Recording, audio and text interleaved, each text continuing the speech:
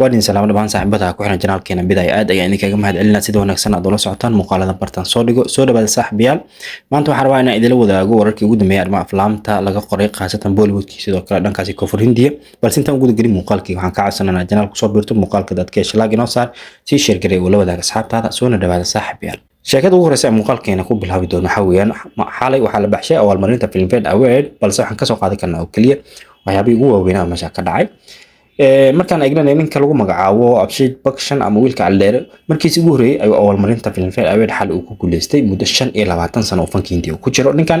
marka la eegane wuxuu kamid ahaa aktarada ugu caansan Bollywoodka waxaa si xusid mudan in xalay aysan ka soo qayb galin xafladaasi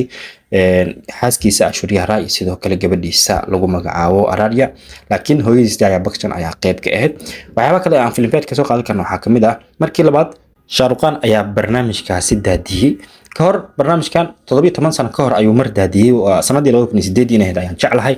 laakiin xalay waxa qayb kale ahaa ninka lagu magacaabo Manish Boli sidoo kale Karan Johar saddexdood ayaa barnaamijka daadinayeen marka la eegane Shah Rukh Khan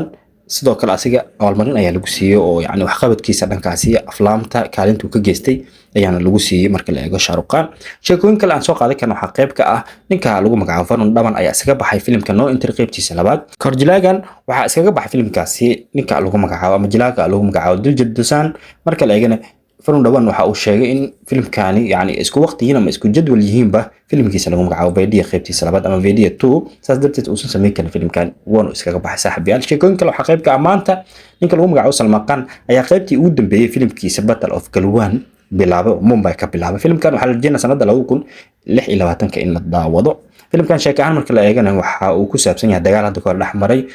wadamada Hindiya iyo sidoo kale China saaxiibayaal markaan haddaan eegno dhankaasi koonfur Hindiyana shabakada caanka T2B ayaa soo daawacday xogtii ugu dambeysay filimka lagu magacaabo Kolim OG filimkan 17 maalin ayuu tiyaatarada saaran yahay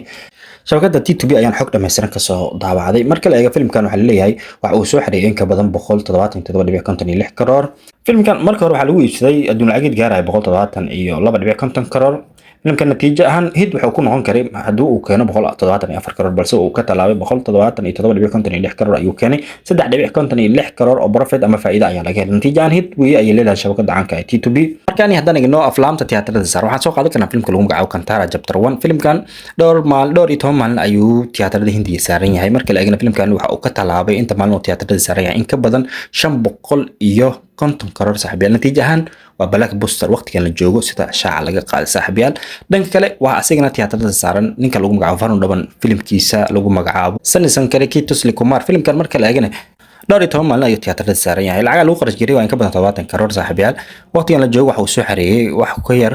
65 karoor natiijana flop weeye saaxiibayaal hadda intaas aan soo gudbiyay muuqaalkayga badan haddii aad janaalku cusubtaan ugu soo biir muuqaalka dadka shalaag inoo saar si share garay oo la wadaaga asxaabtaada waan ku mahadsantahay daawashada muuqaalkeena